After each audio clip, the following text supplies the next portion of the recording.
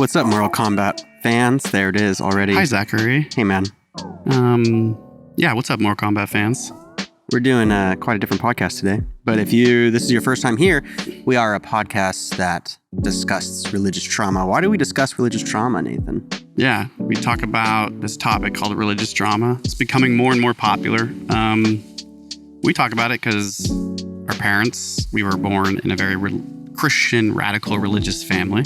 Our father is a pastor for a non-denominational church named Calvary Chapel. So Zachary, my brother, and I, about 2.5 years ago, decided to talk about this. Our upbringing. We both walked away from the faith in very different times and ways. And our relationship suffered a lot from our childhood into our adulthood. We've always been best friends with, extreme tension. Yeah. And now we are soft lovers. And every week to every other week, we meet up on camera to talk about this topic. Yeah. Whether it be trauma of our past, healing of today, political shit for fun, interviewing people. We've been interviewing people a lot from the same churches we were raised in, Baptist churches. We were recently lucky to have one of the distant nieces of Joseph Smith from the Mormon Church. Yes. But we're doing things a little bit different today. Last week was one of our first solo podcasts in a really good amount of time, and we've been trying to figure out how we want to approach these solo casts. And this one, we felt like we haven't gotten intimate or real about some of the real struggles that are in our lives presently, especially involving religious trauma. And when we had our weekly meeting to talk about it, we were just kind of settled on that. We wanted to get intimate again and talk. And so we try to change the environment right now. If you're watching, which you should be watching. You should be watching. If you're listening right now, thanks for listening at all. Thanks. But maybe consider jumping on probably YouTube, because that's it's where the best way main to show support is the going. podcast too. We film in 4K. And so that's fun if you're we got 5 different creators. Angles. It's very interactive. Normally we are in the podcast studio, which is in my garage, which we have 60 something episodes there. Right now we're still on my property, and we are in the smoking section. Yes. This is where late at night or early in the morning or midday, we come underneath the fig tree, as you can see behind me. Mm-hmm. Share a joint, have a conversation. And normally those are the most intimate and the best podcast conversations we could ever have, about really real us kind of interviewing each other about our own religious trauma, the same way we interview our guests. Zachary and I do that all the time, just normally. And it's so helpful. And so we're so lucky to have each other to do that with each other. Our goal is to accomplish that today, to treat each other as our own guests and to talk about our own, real life suffering and healing, and some stuff that Zach said recently, and also some really distant shit. Yeah. Life's real. Yeah. We both have real lives. Very, very, like very everybody else. Real lives. And we don't talk about it. We haven't talked about it in a long time. Because we've been giving our platform to a lot of guests, which we're both very happy for. It's really expanding our platform. And like last week, we gave that space to, politics and pop culture. And we love that shit. And we know YouTube loves that shit. And so this is just another angle. We've been doing stuff like this since the beginning. This is kind of how we started. It all started for fun around pop culture. And then we fell into talking about religious trauma. This was never planned to be our podcast. No. And so for the last 2 years, it's what it's become. And if you want, you can go back and watch episodes, 20 through 50 and see Zach and I talk a lot about where we just every week would come up with a new topic about our past and try to understand it together. Some of those conversations were very intimate, very emotional, some of them not. And so it's about time that we use our platform. If you think about it, it's like these cameras are rolling, man. And it's like, this really is a public display of art, but it's like a public display of, like I was listening to another podcast where somebody does this, where they kind of talk about really personal shit and share that publicly. And that within that, that's like a cathartic and therapeutic act to do that, right? Yeah. We've talked about that a lot. And so that's the goal today, is to use our own platform. Yeah. And we're both very nervous. Just because it's emotional shit. I've like lately been, makes me pretty emotional just talking about. Anyways. Yeah, we'll get into it. There's also going to be, there's a dog right here that if you're a long listener to our podcast, sometimes you hear him while we're in the garage, like right there, but you're going to definitely hear him quite a bit. So if that bothers you, we're sorry. We're literally we wanted to change the environment. Yeah. It's tough. We've created that space in the garage for 2 years now, longer than 2 years. And we've gotten very used to performing in there. And so we thought if we were going to get intimate, the only way we could do it is either to bring some couches or something in there or get out. And so us being outside, there's a purpose for that. There's also a purpose for this next part. It feels good. Like I'm starting to feel like this fig tree's feeling more and more comforting. I know, it's feeling safe. And it's about to feel safer. 2 white guys with a podcast under a fig tree. Yeah, we were thinking about making that the title. The podcast that we're going to have today, we're talking about shame and victimhood. And how both of those topics are pretty specific to Zach and I in their own ways. And before we jump in and get real about this shit, we'll be right back. We are in the smoking section. Yeah, so you can put 2 and 2 together. We're going to use that section. Maybe someday we'll have a Patreon where you can join us more for that. But we will have a Patreon at some point where we have a little more open We'll be right back. All right. Let's jump in to this, I don't know, intimate conversation around ourselves. I think that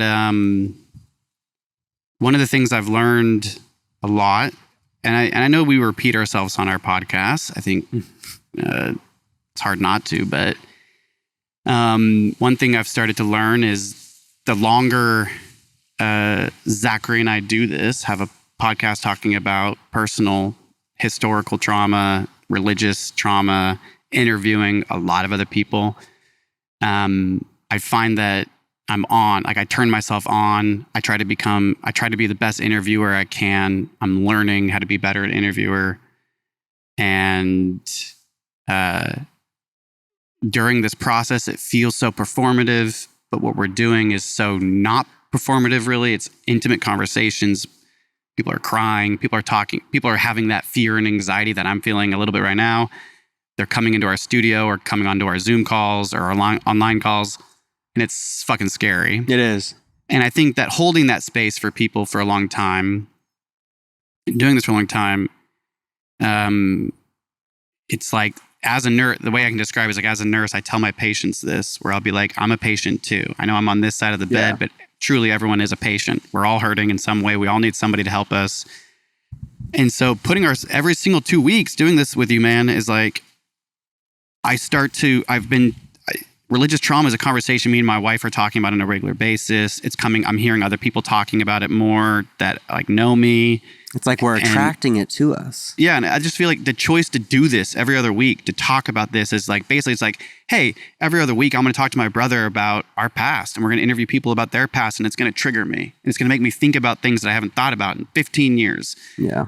And so what has happened over the last month, for many different reasons, have been like repressed religious trauma, things that have happened in my past that I haven't thought about in 10 years, that have been suppressed, have come out over the last month, and it's been like hella fucking scary and has caused ripples in my marriage just because of what trauma can do in your own personal psyche and mental health.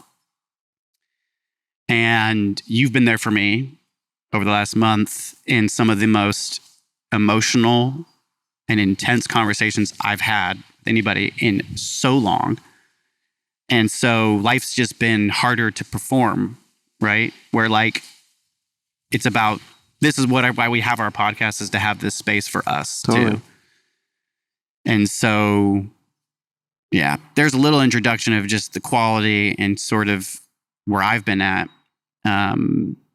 And I know you've been in your own place. I have. And I want to start our conversation interviewing you. I know, but I feel like you just introduced yourself really well. But that's because I think I was telling you that's what I do, right? Out of anxiety and fear, I talk a lot, and I talk about myself. And that's the goal for this podcast. And something just bit me. And I've been, that's what we're trying to do. But I want to give you the space first because, yeah, I just do. Okay. I think it's important. That's why I want to be there. Anyways, but so we've decided that the two topics we're going to talk about, how shame has been feeling in my life for me. And then for you. Yeah. Being a victim and everything, victimhood. We talked about this before, right? It's come up in our solo podcast way in the past before. Yeah. But like, what has been real, I guess, just the most generalized question, like what has been the last month in your life that has caused you just to feel, right? Victimhood's like, can you explain what you mean by that when you feel like you suffer from like feeling like a victim? I'm the victim in everything. So it's like it's hard for me to get out of the perception that the world isn't happening to me, it's happening at me. Is that how you say it? Sorry. What is it? The world's like the world's not happening at you or to you. You're saying it. It's good. Yeah. Yeah. Words. Yeah. Like it's because it's like you can think you can change your reality, or you can just think your reality is just happening. Yeah. And when I get in these headspaces of my reality is just happening, I'm a victim. I'm a huge victim in it, and that victimhood comes from our past, comes from being a Christian. And it's so deep for me. I feel like growing up with our hyper evangelical parents, creating that fear of the outer world on Christians, of like, Zach, you're going to go the rest of your life being persecuted by the world forever, was just burnt into me. And that when I step out of the doors, I'm a victim to the world. I need to go share the Lord so that more people aren't treating me this way. It's kind of the way it felt. And no one ever really like attacked us or did anything. It was like no one cared about my religion ever. And I didn't realize that this was like this type of victimhood was like burned into me until I was in like a critical queer theory class. Yeah. And they started talking about privilege. And I was like, I'm not privileged, but I came from a poor family, like a religious family. My dad barely worked. My mom barely worked. We made no money. And then next thing you know, I'm over here like, I'm white. I came from a pretty actually well-off family. You're a white man with a podcast. I'm a man. Like I have limbs and I'm walking. So you're saying like in that class was when you first had like the awareness of maybe your place in the world, and just that I've been living life as a victim to everything, and it's hard to decipher if like how much of that religious trauma and how much of that is parental trauma, or like being a white person. I mean, I guess, man, we had a lot of people in our lives that had a lot more privilege than us, and so. It's more than just being a white person. But it's also a part of it too. It is, yeah. Yeah, it's like... No, it's a huge part of my privilege. It's my biggest privilege, actually. And then my second biggest is being a white male. Yeah, privilege. And then, but you're specifically talking about that your awareness that it's like, what you're saying is like, oh my God, I feel like a victim most of the time when like things get hard, right? Yeah, yeah. So then... what has happened recently, because we've been doing this podcast for like years, and I know you've been going through some hard shit. And so in your own experience of just your headspace, your life, what has happened recently, that has led you to wanting to like talk about it then today intimately? Well, we met up and we were talking about what we're dealing with, and we had a really deep convo, and then we just decided to start talking about this shit on the podcast. And so it's been what I'm dealing with. And if anyone's actually been listening to the podcast, you've realized how long I've been in chronic back pain and how much it's completely changed my life. I mean, look at my fucking hair, dude. Like I'm a different person now because I'm going through this experience that is maybe the toughest thing I've ever had to go through in my entire life, honestly. And so I'm a victim to it. Yeah. It's not going away. My disability comes to an end in 9 days. And then after that, there's no government that's going to help me anymore. And I have to like go back to work. And I'm just like, oh, why does my life have to be this way? Why can't I just have like my healthy body back? I'm a victim to it. But then it kind of comes from this ripple effect of before the back pain, I was a victim to capitalism and working in the 5-star environments that I was working in. I hated it. And then before that, I was a victim to not being able to finish nursing school because the pandemic happened. And I can just keep going on this like domino effect of victimhood. And in reality, I just think that's just life. And it's happening at me. And I think I'm attracting it because I'm believing that I'm a victim. And I need to let go of that and just realize that like, I think everyone's struggling, like exactly what we're talking about today. We're all struggling in our own ways. And I just don't have to be a victim in anything. I can not be it, but it's burnt into me. And that's really why I wanted to talk about it, is because it's burned into me from what I feel of being a victim as a Christian. Interesting. Yeah, I felt very much like a victim as a Christian too. I mean, yeah, everything. I think that speaking on what you just said, like the connection to religion and the way we were raised in the church and in the Christian Calvary Chapel Church, as a white man, it was very much displayed to us that when you go out into the world, you'll be hated because you're a believer in Christ. And so as a child, everything you do that's outside of the church, you feel like everyone's against you potentially. And so if you go and share the gospel with somebody and they're like, get away from me. As a kid, you're like, I'm persecuted for the name of Jesus. Yeah, exactly. I'm the victim here. Yeah. You're not the weird white 12-year-old kid who's going up to a 50-year-old homeless man being like, do you want to know about Jesus? Like that's, and so I think like it's hard to really see that when that's been ingrained. And I hear you. I'm curious, do you feel like you have any control in your life? That's a good question. I want to say yes. In what areas do you feel that you have control?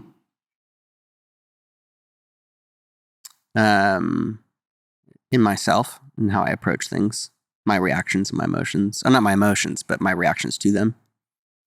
Did you always have control over your emotions and reactions to things? I mean, no. Something you learn in childhood. Yeah. Yeah.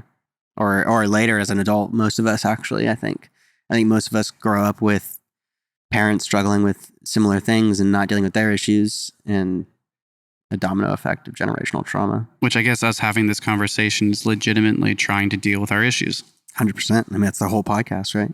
Yeah, that is the whole podcast. But like, I know how much this feeling that you get can dominate a lot of your headspace. We talk about it a lot.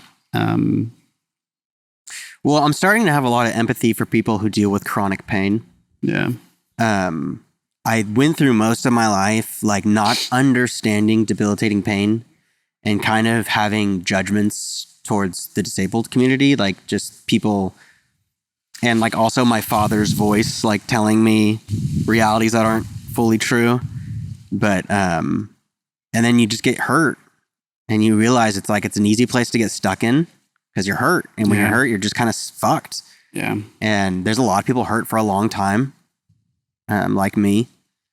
And when you're in it, man, I just have so much more empathy for people in it. And it's like a whole new experience on life.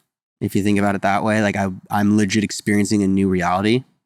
Yeah. And there's a lot of growth, I think, going to come from this, but getting through this back pain has been Has there been any growth during this period over the last year? Have you had growth over the last period? Yeah, 100%. Yeah. I mean, your hair's grown.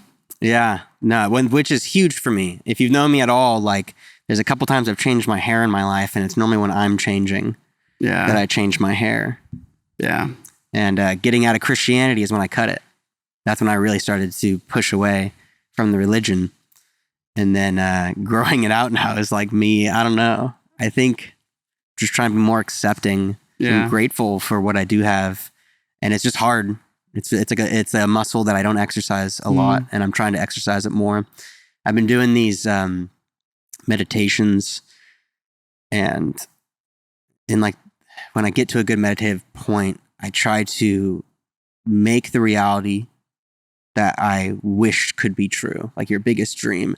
Live in that reality. Go pick up a phone, call someone, and tell them about your reality, and feel their excitement towards it, and then come back and your meditation session. Interesting. And it's been magical, man. Really? Yeah. It's just like there's a certain amount of joy that I don't let myself feel because I'm stuck in this really negative, scared, fear, anxious headspace, being a victim and everything. And then just living in my dream for a second, like calling you, telling you, feeling your excitement and being like, oh, I did it. I fucking made my dream happen. And just like living in that for a second, believing that reality and coming back. It's so peaceful. That's beautiful. What is that dream? I mean, the same dream I've had my whole life, man. Touring the world, playing huge stages, and writing some of the best music of all time and contributing to what I want to contribute to. That childhood dream. I think it's always going to be my dream. On. Yeah, man. That childhood dream is a powerful, driving force. I think it's my spirit. It can be distracting, but I hear you. So did you learn that meditative practice? Is that something you came up on your own, or is that something that No, it was in my feeds. A lot of my feeds now is like manifestation and meditation. How, you add to the feeds and then you use the feeds. 100%, man. We all are. At least if you're using social media or TikTok or anything. Yeah. But is it when you do that meditative experience, do you get more joy thinking about the stages, or do you get more joy calling me? More joy calling you, man. I think the stages don't have much to do with it. That's just what it looks like when you make it in music. Yeah. It could also look like me selling a shit ton of records at a label, writing music for other people. Yeah. And me calling you and telling you about my success doing that. But like it's the calling and saying, look at what I'm successful in. Look at what I've created. Yeah. I have a lot of like hope that I just become something of something. Yeah. And what if yeah. So that feeling, you're like, so it's like a positive meditative tactic, but then there's also that part of you. There's a part in you, whether it's a child, I don't know, however you want to define it, but it sounds like there's a part in you that's like always desiring something more, that in your head is how you see yourself successful. Yeah. Do you feel successful now? No, I do not. Do you feel like a good person right now? I do. I think I'm a good person. I feel like a really good person. Are you treating the people in your life that you consider family well, with love? Trying my best to. Yeah. That sounds pretty damn successful. Yeah. Right? Because like we started this conversation, you were saying, like you were talking about how like I have control over my emotions and reactions now. Mm-hmm. And I was like, did you before? And you were like, no. And so you love your family. I don't know, like these are successful things. But the dream of the rock star life really is capitalism. No, man, it's opportunity to do what I want to do. All I want to do is write music. Is there like money though that has to do with that? It's capitalism, yeah. Yeah. But capitalism as if I had any career in music that was actually paying me and I was doing it with all my time and all my effort, and it was just to grow music out of my spirit. That's all I want to do. Yeah. No, I know. And you still do that. I know. You know. I try my best and like to. 99.99% of every artist in the world is doing that, you know. And like the 0.1% end up in the feeds, and that's why I'm in school, baby. Yeah, make money. And so never quit doing that. I also never just want to do one thing though. Yeah. But taking the capitalistic foot off your throat of you have to work a grunging, tough job and hurt your body just for a tiny bit of money. Just a tiny bit of money. You got to do it 5 times a week, pay your rent. It's like just to get out of that. Yeah. That itself is success for me. Yeah. And it doesn't have to be like, oh, I'm a multimillionaire now and I'm spending all this money. It could be like, I already live frugally now. I could live off a pretty small amount of money a year, and just being able to do that is successful to me. But I mean, I'm successful for where I'm at in my life right now. This present, I'm very successul in my head. It's just more of, it's hard for me to also hop out of that future wants, future self, dwelling on the past. I think that's a big thing 24/7 is trying to stay in the present. Yeah. And I think like you want more. I mean, I feel the same way you do in many ways. It's just, I've never had this same, like we both come from the same church, the same parents that were pastors, the same handed down, like this is a podcast about religious trauma. And so I know that this idea of victimhood has a direct connection to the church. So how do we like stop blaming the church and parents for what we're learning is really connected to a culture and whatever, right? Like, and so how do you, like when you're having these episodes of victimhood that are like really tough, you know, like, do you feel yourself blaming the church in those moments? Do you think about the church? Do you think about our parents? I think about our parents. Yeah. Really? Yeah. And I think that's fine. I mean, I find myself behaving like my father a lot. What does that mean? And without we love you guys. Yeah. No, 100%. It's all love. It's all love. I think as you get older, you start to see your parent in yourself. Yeah, no, it's so true. And it's tough, man. And there's some things I just do with my face where when I edit my face so often that there's so many things I do that I see my dad in. And I talked about it on a podcast prior that's like a demon I am kind of actively fighting. And a lot of my psychedelic journeys have been confronting whoever that person is that doesn't want that. So it's almost like you feel like you learned victim behavior from our parents, or like that's like where it was first really handed down. Yeah. And where you're at in your life is like you have a heart. So it sounds like you do blame. You don't want to be that. I'm not blaming, but just pointing it out doesn't mean I'm blaming them. I also don't blame them for who they are. They come from different families, dude, with different parents and different traumas. Like, we say that word all the time, but it's so true. Yeah. And I was just talking to our mother about the traumas of her childhood and like why she was the parent she was. And it's just real. Yeah, it's real. And so I don't blame them, but it is the reality of the issues I'm dealing with in my life on a daily basis have been imprinted in me by them. And if I had different parents with a different life, I'm not saying I'd have no anxiety, no depression, none of this victimhood, but I think I would have different problems with a different life. And this is just my life problems. And I think talking about it and trying to heal and become stronger and make different tracks in my brain so I can handle these emotions differently and be a different person, younger, starting that into my adulthood is what it's about. And talking about it is talking about where it comes from. Yeah. And learning about like our parents and trying to hop back to like certain lessons that I learned at a young age that were from a scared mother and a victim family, and realize that's just not the reality and rewire myself. But it doesn't mean I'm not confronted with it on a daily basis. How were you as a Christian with our family, our parents being pastors, the Calvary Chapel Church, the youth group, the role you played? How did the church and the Christian religion like hand down victimhood to you? How does this happen? The church? How does this? Yeah. How does this connect to religious trauma? Oh, I mean, it's everything in religious trauma, but our life was all religion. We talk about it oftenly that it's hard to decipher the religion out of our life because we were at church like 4 or 5 days a week. The church was our life. So everything is kind of, for us, related back to the church. The teachings, at least from the pastors that were teaching it to us in every church we went to, was teaching there's this hate for Christians in this world. You will be persecuted and sometimes even killed in the name of the Lord. You don't deny his name. Go. And that was like the message almost on a weekly basis. And so that's where the victimhood comes in from me, is you're being trained that anyone that's not a Christian isn't safe. You're a victim to them. Yeah. And this world hates you. You'll be oppressed for being a Christian. And growing up and learning that's just so not the case. Yeah, not at all. And I'm trying to let go of that victimhood. And so I think a big part of it is that. But it was coming from our parents.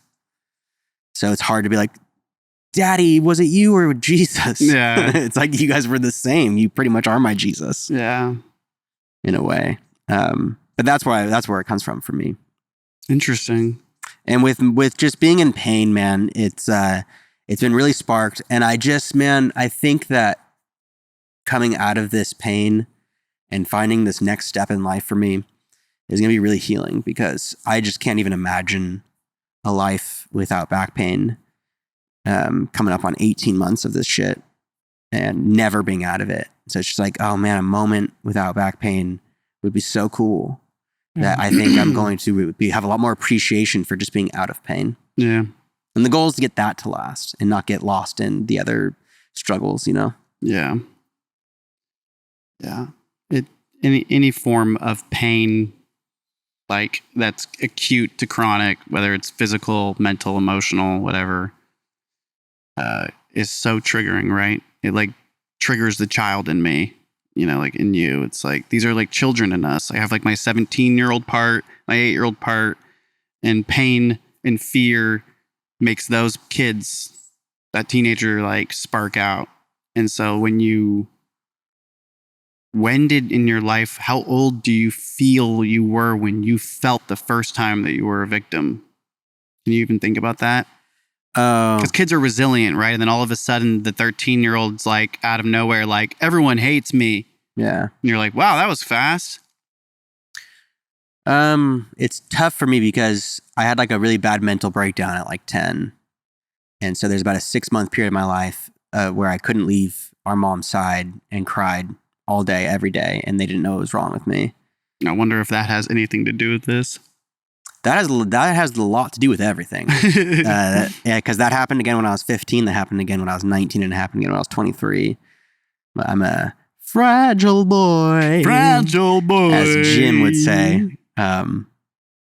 Which is interesting. I want to comment on that for a second. You're a lot less fragile, though. I'm fragile at certain times, though. And when it hits a spot that needs some attention and healing, I'm pretty fragile. Yeah. And then that's when you like, everyone, nobody wants to help me. This world doesn't want to help me. And that's when that happens. For me, that's what happens. I think that's where your head goes. My head goes but isn't that like the victim? Oh. It can go there. That's like the same feeling, but me approaching it with anger instead of fear.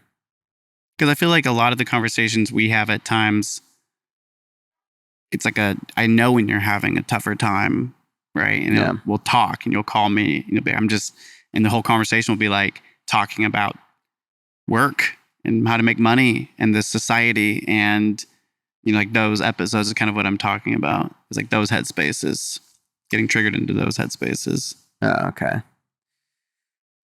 Yeah, no, I mean, that's just, that's how I'm a victim right now to capitalism. Yeah. I'm a pretty big victim to capitalism. That's what I'm stuck in right now is I'm a victim to this pain emotionally and physically. But come 9 days, I'm a strong victim to capitalism. I mean, the fact is, dude, is like you hurt I think like what's interesting is like, there's a lot of people on this planet that have it so rough, right? Like those in Gaza. And so when you have perspective, it's like, yeah, but I'm not in Gaza. So these issues I'm dealing with are still real. Yeah. And fucking cause me anxiety. Yeah. Right. And yeah, I know like if I was in a war or I had no food and needed to find food, then back pain would be back pain. I needed food. Yeah. But that's not the case. Yes. And precisely. And so the back pain is debilitating. But the reality is, man, is when people in this country hurt their backs, they lose their jobs, they go on disability. I know. And their back pains might not go away and they can't go back to work. I know. So a lot of people in this country are on long-term disability. I know. And they are victims to the system. Yeah. And it's not anyone's, we can blame a lot of things, right? But the reality is like what you're going through is real. Yeah. And I think that so you are suffering for a year now in a system and you've learned the system and you've learned other people in the system and you've learned how all of us are at like, oh, if you hurt yourself, it's going to take you 2 weeks to see a doctor and then 2 months to get the MRI. So, and it's like, that's crazy. Yeah. Right. And so I want to validate that, like, as a nurse, this is something I live in every day with people. No, totally. Every day. Yeah. And it sucks. Yeah. And some people get cancer. Some people get back pain. And their whole lives turn upside down. And they have to sell their homes. They have to move into... It's horrible. Yeah. And so I always validate and say, I'm really sorry. I recently hurt my back. And so I see you even clearer with my own back pain. Yeah. And I think it's a common thing, you know, but I know that back pain that is very valid, like it's real, triggers your childhood religious shit. Oh, totally. Just like how capitalism triggers your childhood religious victim shit. Yeah. So like any pain, the anxieties, right? I don't know. That's what I'm kind of getting at is like, do you feel that the victim, when you feel like a victim, do you feel like that's a direct connection to religious trauma most of the time? It's I can't say direct. No, I mean, it's multiple things. Yeah. I don't think all of us are meant to be in capitalistic societies. We were just talking about this. I don't think anyone's supposed to be. I think capitalism is not good for humanity. And I have a really tough time with capitalism. I think that ties to my religious trauma, ties to our family upbringing. It's being a pastor's kid. I didn't know capitalism and never learned capitalism, dude. And then I wasn't in school till super late. And so having to like learn this idea of like, you're gonna have to work the rest of your life and you have to work hard because you live in California. It's all your family. It's like, it's hard. It's really, capitalism is so tough for me. And to do it a lot of the times, especially like in ways that I want to, where you start your own business or you're a contractor, a lot of times you have to feel kind of selfish and like fight for your worth. And we never did that as kids, dude. Yeah. We gave our time, we volunteered. And so it's just like, I end up doing too much and charging too little and I can't do it. And then I'm a victim to that. And so, yeah. But yeah, it's portioned out. I think being in this society is a big victim to me. I'm a big victim to it. I feel it, but it comes from being raised a victim and religious trauma. And so they're kind of tied. But yeah, man, that's what I'm dealing with. And it's very prevalent in my life. And I have good days and bad days. Today's a better day. Good. Yeah, yesterday was it's nice very to have a better day. day when you podcast. Yeah, it is. It's easier to talk about. But at the same time, the conversations we've had about our shit over the last month when we're in a lot of pain are so real. Totally. It's so real. Yeah, so you, my friend. First, good job. Thanks, man. I thought that went pretty good. I mean, like, I know we're talking about, this is the shit that we deal with regularly. We talk about regularly. Yeah, I know. And so regularly, man. If I've learned anything, being in back pain, you start to learn that people don't like to hear about your back pain. Yeah, it gets annoying after a while. Yeah. And for me, it's so much anxiety because it's so painful. Yeah. That every once in a while I just have to be like, dude, I just gotta let you know I'm in so much pain right now. Yeah. Especially with my fiance. But I get it, man. Like, the littlest bit of that nerve back pain hits and it's like life just gets a little bit harder. Everything gets a little bit harder. Disassociation. It's real. So I'm sorry. But I think like before we transition to talk about me trying to talk about my shit is like, you talk about the meditation. Yeah. We talked about how in a capitalistic way, sure, you're not as successful right now. Capitalism. Yeah. So you're a victim to the fucking capitalism. Yeah. That's triggering your religious trauma. We talked about how like there are ways that you're really, if you take a step back and look at like Zachary's life, I see you extremely successful because I know you. Yeah. And I know you feel the same way about me. 100%. And so life is never one thing. No. And I know that victimhood, these triggers makes all of life feel like one thing. You know, It's really hard to like remember that life is extremely chaotic. Yeah. And accepting and surrendering to that chaos is where we find balance. And so I know you want more, but I I want to encourage you to keep writing your music. I want you to keep performing it, because I have seen, and I know with the back pain it's hard, and I know with school starting, but what you just shared with me was that your meditation of like imagining your dream and then telling me about it, and that's so healthy, is the work and dedication it takes to perform on a stage that isn't the big stage, and to be that awkward space, to put you into that space. When I've seen you living that, it is some of the healthiest I've ever, you're not a victim as much. Yeah. And so that's why I love this podcast. I love being on a stage too, because I'm just like you, just different. I'm not a front man with a guitar. But it's important for you and I to be doing that, to be like realizing that our dreams are here and now. Yeah. And we know capitalism confuses us. So that's my encouragement. Just keep doing that. Yeah. Thanks, man. No, I feel it. Yeah. But let's mix it up. Let's move on over to the one, the only, not just joking. No, you've, just like me, you've been going through your own shit, dude. You've been dealing with a lot of anxiety recently. I'll just put it out there. Yeah, it's true. Anxiety. You've had huge life moments in your life. We just had your reception here in this beautiful backyard. Yep. Talk about me performing. You performed at my wedding party. It was such a beautiful wedding. Probably the best performance I've ever seen you do in your life. I think it was the best performance I've ever had in my life. And it's filmed, and we have it. We have it, yeah. And I looked good, man. That long hair is looking Hold on good. to that. And then directly after that, not even that many weeks later, you're in Tennessee having another reception with all of Megan's family, meeting all these new people, different emotions, so much emotions. And you've been dealing with a lot of shit, but you've been dealing with a lot of shame right now. Yeah. How do I jump in? How do I get intimate about this? Well, how about let's just start real, just more in the feeling, this feeling of shame, however it's confronting you. What is it like? How is it interacting with your day to day? Well, I will say that the acute things that happened, and I don't think that you and I are anything, we're not that special.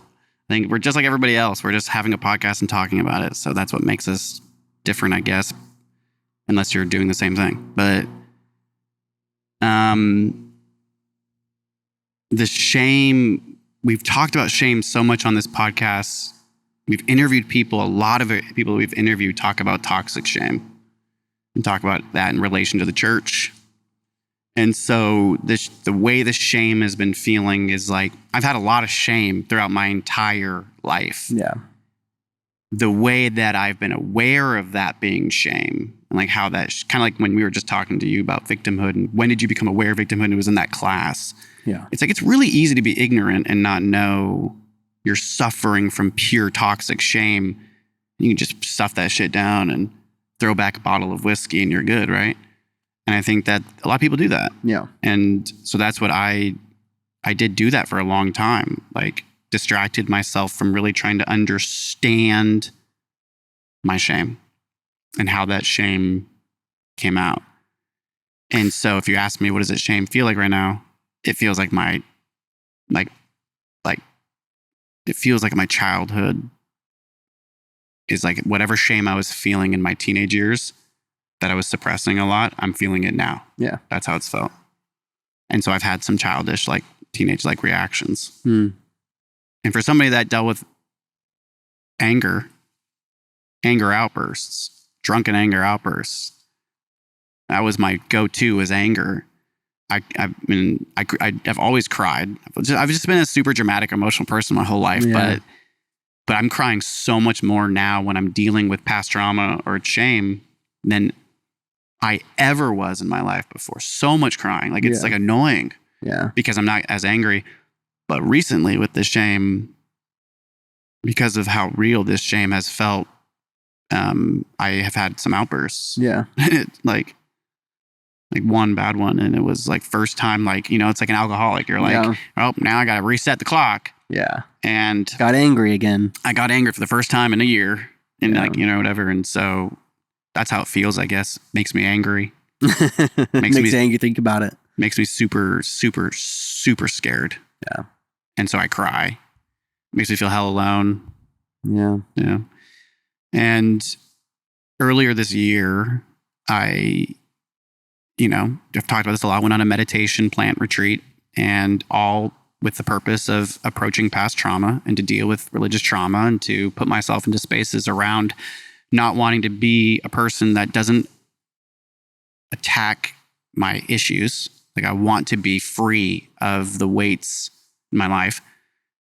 And so I did that at the beginning of the year with an extreme diet and dieta, and had no anxiety besides like around my life to do it. And like, I just haven't been dealing with shame or anxiety much like in this way at all this year. I came back from that retreat. We had my bachelor party together, you, me, and two very good friends, where we all journeyed together for more healing. Yeah. And Big then, journeys. So the beginning of this, the whole first half of this year has been like using meditation, plant medicine, and close friends to have like some pretty, intense and bonding, like healing experiences with each other. And then there was these wedding parties, and there were some other things that happened in family and whatnot. And out of nowhere, about a month ago, some pretty like shameful sexual trauma exhumed itself from deep within my life, in my body, and just came into my psyche. Some of those things being childhood things that happened at me when I was about 14, 15. The first sexual experiences I ever had in my life were pretty serious sexual assaults against me. Mm-hmm. And so basically there was like sexual trauma that came out and it hit my psyche, and it came, and I needed somebody. Like, that's why we have therapists, right? It's like, oh my God, I've known about these things, but I've never thought about these things, and I've never talked about these things with anybody. And now I'm dealing with it. Yeah. And it's like, so the abuse has happened at me, the lack of control, the paralyzation, whatever. I don't want to get too personal, honestly, into these experiences, but they came up and they haunted me like a bad nightmare. And like this, sorry if you hear that in the background, there's a fair literally right up the street. Yeah, legit a couple fences over. When in the past, when like being like a single person or not in a relationship, if something in my past would come up, like I never, you just kind of like go along with it. It's just like, oh, this is what it is. But when there's somebody in your life that loves you and your past comes up, you share it with them. Do you? Do you not? Right? That's the question. And I'm somebody that shares everything. Yeah. With my wife. Totally. With you. Not many other people. Right? But like, I don't want to be holding on to these super scary things that have happened at me, things that I've been a part of that I didn't understand at the time, that I had no real control over and just suppressed, and have kind of had effects on how I have chosen to live my life with religious trauma, with all these different things. So that's why I've been dealing with shame, was I had to confront some past traumas that I have never confronted in my life, which is so weird to be like in this podcast for 2.5 years, to have a therapist for 5 years, to be going on plant medicine retreats year after year. And then out of nowhere, like, yeah. But maybe all that work you've been doing has gotten you to a place to be able to handle this shame. Yeah, and being married and the parties and like love and all the love in my life. There's so many people that love me. I've been able to, so much pressure getting these parties done. And then it was just like, I'm a married man. Like I've been married since February, but like everything's like really settled in. And it was just kind of like, who am I now? Boom. Who have I been? What has happened to me? And it was just like super haunting. And so I think the shame has come from like, I've been needing to confront some things that have happened to me and things that I've experienced for a long time. And there's been no awareness of what that means or how to do that. And now that I know, like I am dealing with it now, you know, it's not easy in a relationship to like be like pull up some past demons and see how it slides into the relationship. Totally, man. Yeah. And so that's been, we're married and we're growing fucking immensely in ways I never could imagine. And I honestly feel like over the last month, because of this, like the shit that happened to me when I was 15, the things that happened to me in my later teens and my early 20s, and when my son came into my life, all the family court I had to go through, a lot of the abuse during that time, like, yeah, I'm having to deal with some of the experiences, and I've been dealing with them, and it's been extreme. I've had a lot of shame. And it's weird because the whole beginning of the year, I was just so much self-love. And I think in this experience, I never lost the self-love. What's been powerful is I've had all the tools that I've worked really hard to gain over the last however many years. But what are these tools you're talking about? Like, remember last year, same retreat, and I became my own mother? Yeah.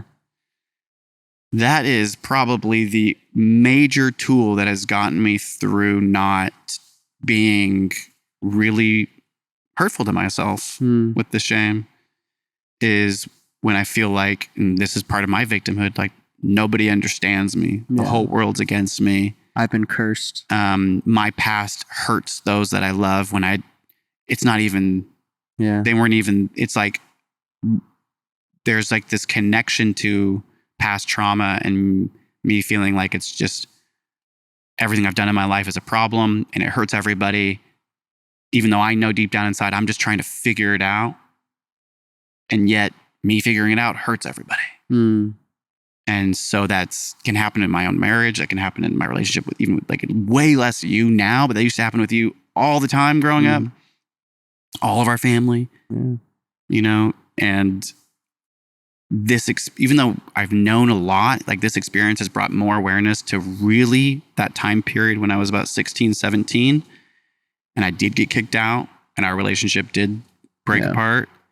That has had, like, this experience has shown me how much that has had very severe consequences on all of my relationships. Just that experience. Yeah. And not dealing with it and not knowing, like, I didn't deal with that at all. No. Ever. No. And so when shame hits me, like it feels like it just makes a lot of sense that the people that love me most are just gonna hate me and want me out of their lives. And so shame can make me go there. It's eating, that's just consuming the shame, being like, shame on me, almost like who could even love me anyway. Yeah, man, it's heavy. Where, if at all, do you think, or could it even be correlated to our upbringing at all? Shame? Yeah. Toxic shame. Yeah, I think like, because you're in these positions, I'll just gear it towards a little bit. You're in these positions at a young age, afraid and not in a safe home for you. These things happen to you, whatever, you're in these situations. Is it that period of time, you leaving the church, kind of getting kicked out from your house, relationship with your parents fell apart? Those traumas embedded right there. Are you able to decipher that period of time from the religion, or is it more tied towards parental? Well, I do think it's both. I think that when it comes to my romantic relationship, my wife, when it comes to like that, like when I think of the relationship I had with mom and dad, or you and Natalie, like, you know, like these are intimate family relationships. Like, so my wife is my family. My son is my family. And so the shame can feel very familial because, like, my traumatic experiences had sexually, that had happened in my life, like were with other people, intimate experiences. And me and my wife are an intimate couple, and you and me have a loving, intimate relationship. And I've had an intimate relationship with my parents that disintegrated. And I have an intimate relationship with my son. So I feel like my head and my body trauma is pretty locked into that 17-year-old year, where I feel really my fear is that everything I've done in my past, like I'm having to suffer more, like my whole life is suffering consequences for me trying to figure out my life. And what happened was I got kicked to the curb, and then I could never say no to anybody. Yeah. Why couldn't I say no to that scary situation? Like, why couldn't I say no to this or that? And that's been the question. Like, why didn't I ever say no? Why did I find myself in positions that really hurt me? And they hurt me in the moment and caused extreme pain and anxiety.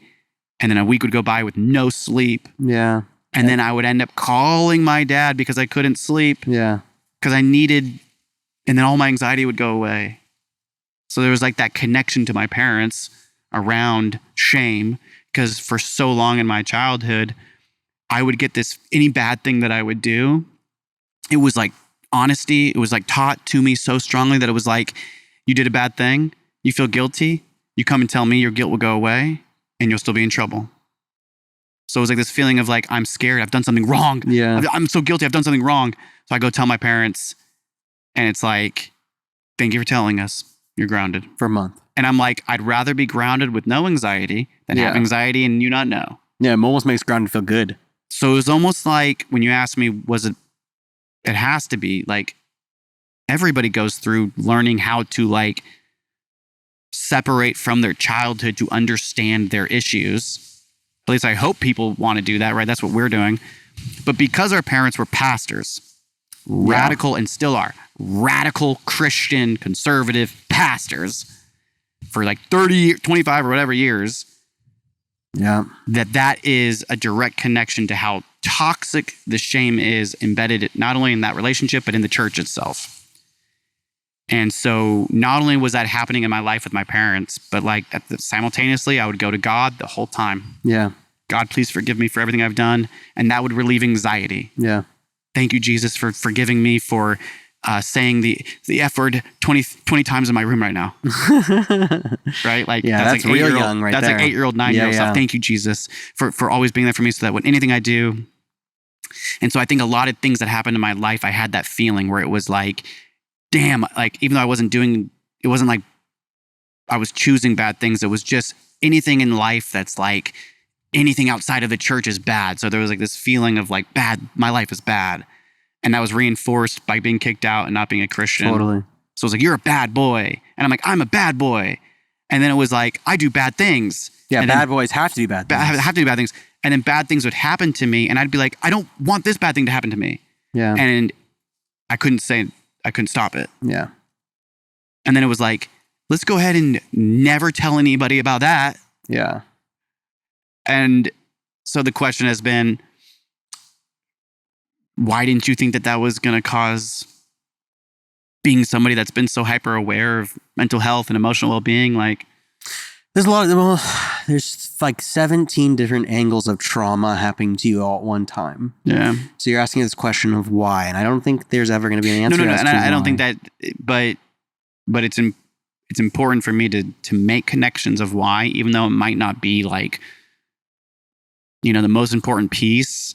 I have to know why. I have to know why. I have to know why shame. And I'm healing like in all of this. And we talk about that so much. And I've lived by that, like through fire to water. Mm-hmm. Like, I know the moment that this trauma came up, it was the day it came up in that way. I was over at your house telling you. I was like, Zach, we're supposed to practice a song for our friends that we're performing for in a week. And we didn't practice at all. We sat at that table and I was like almost in tears. And I was like, I need to tell you some shit and I don't know what to do. And you were like, that's heavy.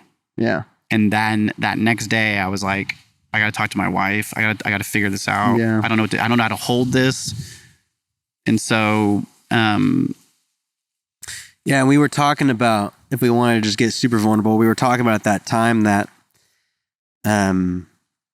that initial anxiety and guilt and shame that starts to hit you is directly related to our upbringing. Yeah.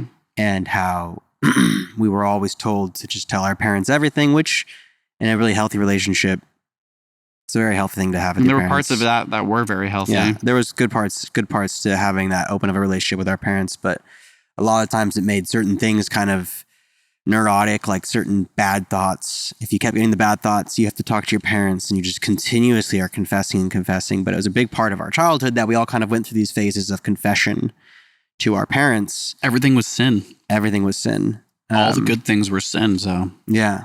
And so normally it takes a handful of these confessions to realize there's just some things you just don't talk to your parents about, but especially our parents. I'm getting a little sidetracked.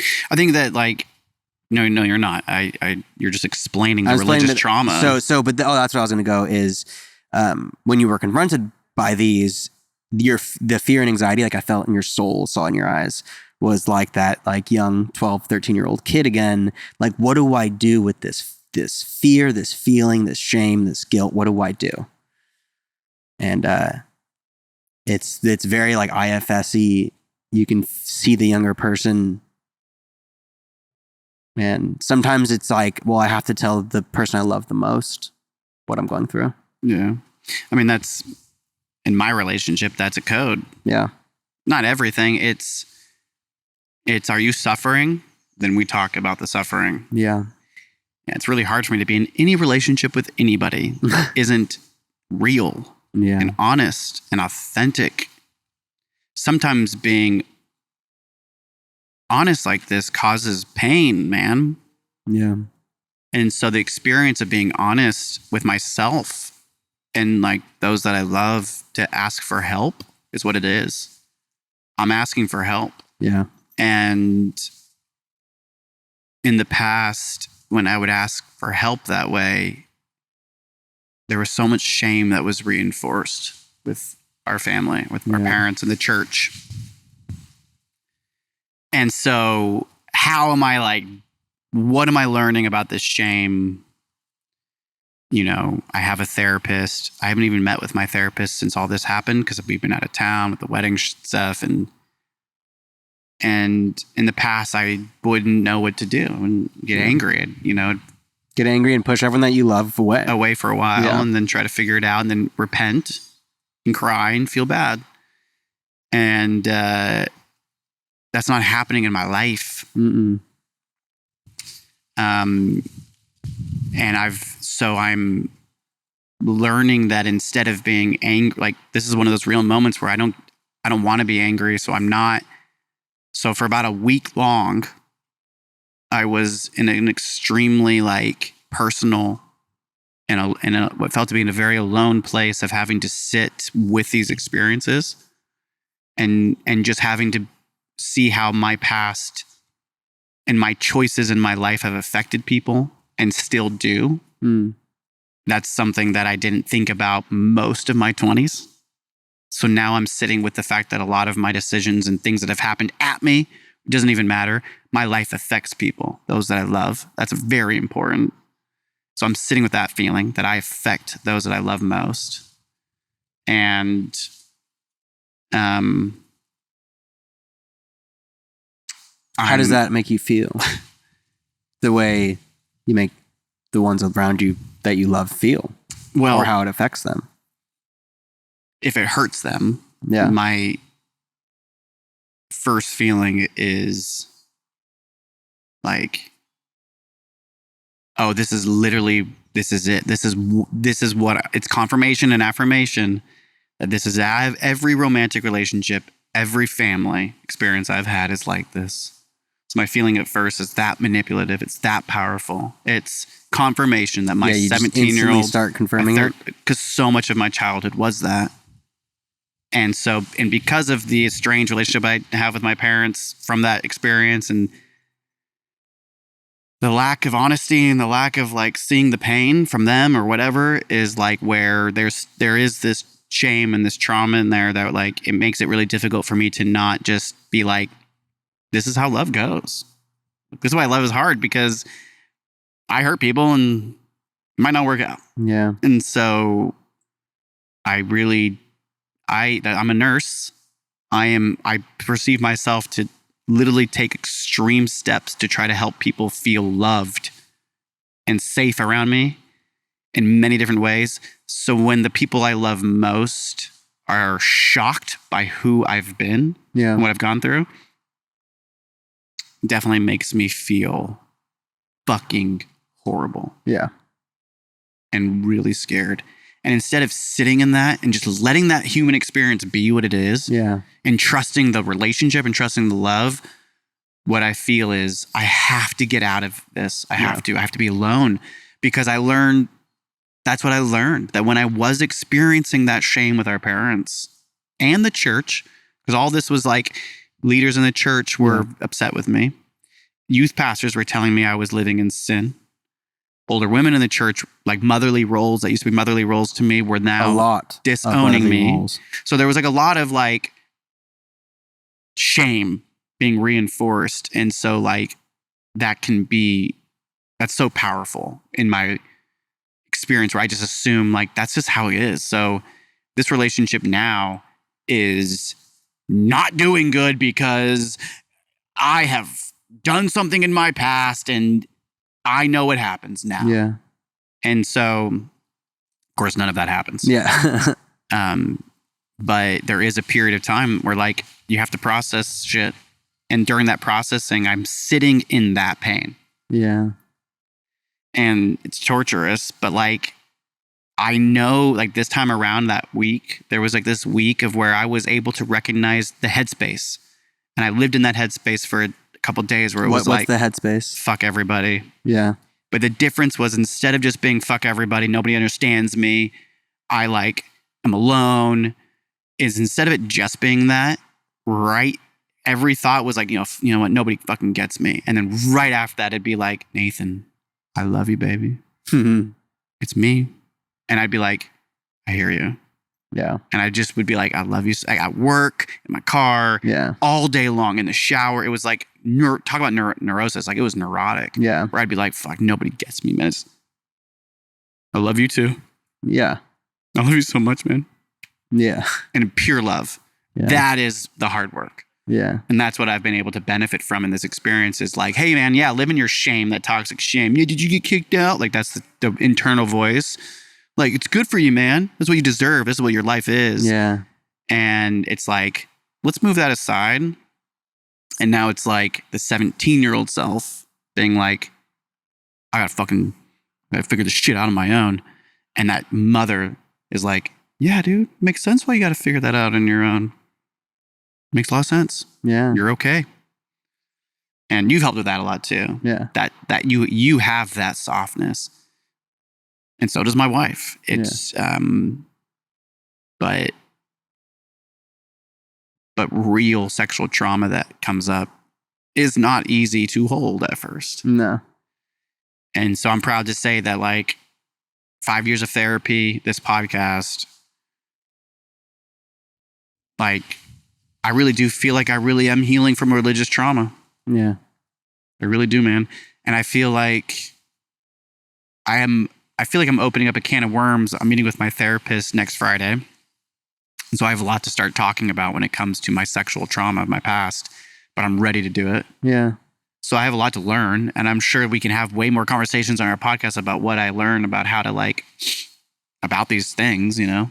And so I have a lot to learn, and I think that, like, I'm excited about that. I'm also, like, shocked, because for a while I've been feeling like I've really started to get certain things. Yeah. And I don't ever want to necessarily feel that way, but I do want to be free from our past. Totally. Yeah. More and more. And so now I'm becoming freer. It's a brutal process. It's a brutal process. Yeah. And that's the work we're doing here, man. We are doing work here, sitting in this podcast every other week, talking to guests, talking to ourselves. openly keeping religious trauma in our forefront of our brain, picking apart our own, it's this healing, and we're documenting it here, and it's important work, man. And it's really important to us because I'm having a lot of healing doing this too, and through my own therapy. And it's been really lovely watching you go through your own healing as well. Yeah. Ditto. And Likewise. watching you go through really tough things with more softness and not having them, you know, tumble into more problems, but more of actual just healing and just moving on. Yeah. It's beautiful. Yeah. I think it shows the growth that we've really had growing up out of our 20s. Yeah. No, I agree, man. I really do feel the same way about you. And I think that because I know that you and I are the ones in those really intense times where we really do need each other, and we're so lucky to have each other now. In that way, that when we're both suffering with our anxiety, right? Like, we're fucking dramatic. I know. And we get hella scared, and it can feel in those moments like the shame, and the victimhood plays in my life so much of the shame too. I know the shame plays in yours. When those times are like really hard, I really feel like I haven't accomplished any sort of healing in my life, like in those pockets. And I think that that's pretty normal when we're going through hard times, pain, back pain or whatever. These are the things, like painful experiences make us feel like we can't do this. Yeah. And so I don't think I'm supposed to do this alone. Mm-hmm. I'm not supposed to figure out how to hold toxic shame alone, how to process it. I'm not supposed to understand how to hold sexual assault and abuse in my life in the past alone. Yeah. And so it's my wife and you. And using this platform as a public display of also support to let it go. Yeah. Well, there's something about being public with it too that's like letting it go. Yeah. Yeah. So I'm very thankful for you. And me and my wife are like opposites. You and I are pretty much opposites in many ways. We're similar. But me and my wife have a romantic relationship, and that's its own very unique and special bond that has different processes. And you and I have gone through such hard times to be able to get to a place of where we can just be there for each other. And so I'm so thankful for my wife. We've really grown a lot though. And so I'm extremely thankful for you. Yeah. Just like, I don't think we're supposed to get through this stuff alone. No, man, we're humans. You know? And it's never one thing. It's not black and white. It's not just religious trauma. But for us, you know, hopefully this conversation, like I'm not going to not say that like so much of being able to talk to my wife about her past and her experiences and her relationship to people and things and how to say no to things and how to trust people or don't trust people has really shown me how different I really am compared to my wife and like her experience. And so... Yeah, that's just one other person though, man. No, I know. And I think everyone has, but like, it's pretty significant. So I know the church and having pastors as parents in that culture has had deliberate effects on my childhood and teenage years and 20s until I started to do this. Yeah. Like, right? Like, so. Well, I've got to know you a hell of a lot better through this for sure. And especially having more empathy and understanding for your earlier years, that because of my shit that I was going through during that time, I just forever just never recognized your position in that. And this talking about your healing, how your trauma is so much different than mine, so many different ways, and then letting myself trying to realize like what would it have been like to be in your shoes, being put in that situation, and the choices you made throughout your life and the person you became during that time. And it's just like, man, I'm so happy we're healing. Yeah. Yeah. Cause it's again, I don't blame anyone for what they're doing. There's normally a story to everything. And just, if you're not hurting other people while you're healing, I think you just got to heal through it. But Well, I definitely feel seen by you, especially in our family. And you were there a lot of it. And I feel it's as simple as that when I'm experiencing shame and really real anxiety and fear, I'm so scared to be seen. So scared to be seen. I never felt like my parents to this day don't see me. Oh. So I don't know how to be seen, but I know the moment I am truly seen by those I love, there's just like maybe 75% release. Yeah. Thank you for seeing me. Yeah. I'm just a person. Yeah. Right. And so you saying that is powerful. I know that. And I see you too. And so I think being seen is such a huge part of healing. Totally. Together is being seen by one another. And so it's nice being seen. Yes. And it's nice sitting outside underneath this beautiful fig tree. Yeah. I feel like we're coming to the end here. This has been really nice. It's not easy doing it. Yeah. But I feel like we did a pretty good job. Yeah. It's also like, it's just hard not to get too specific with things.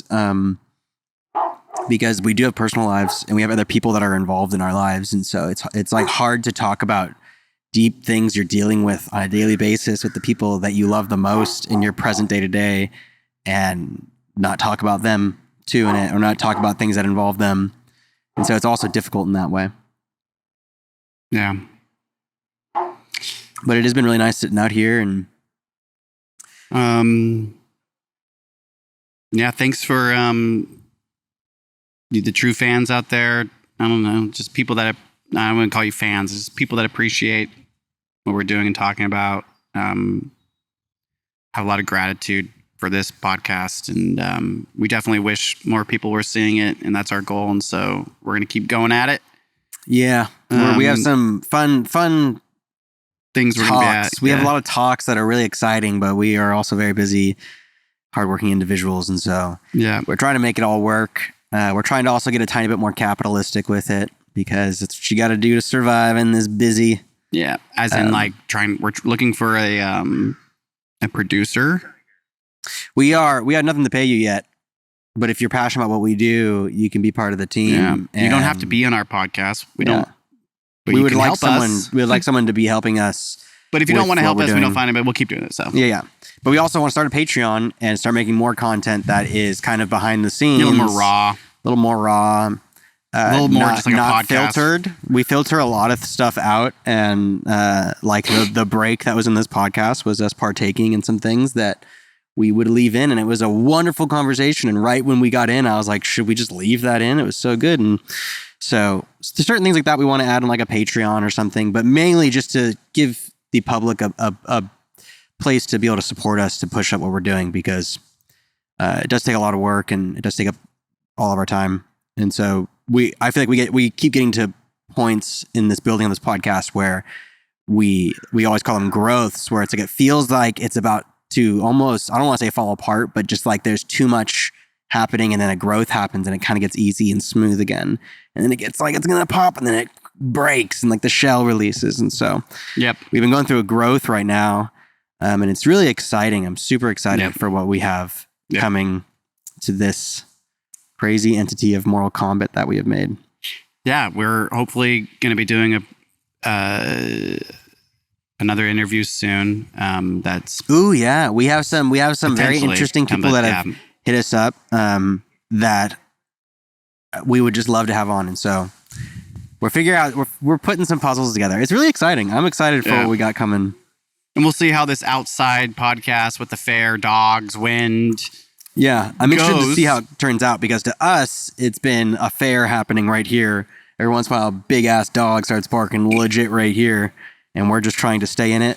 Also, the wind. It's going to be great. Yeah. It's going to be great. And so we'll see how it turns out. AI is a pretty fun thing these days. So yeah, we'll see.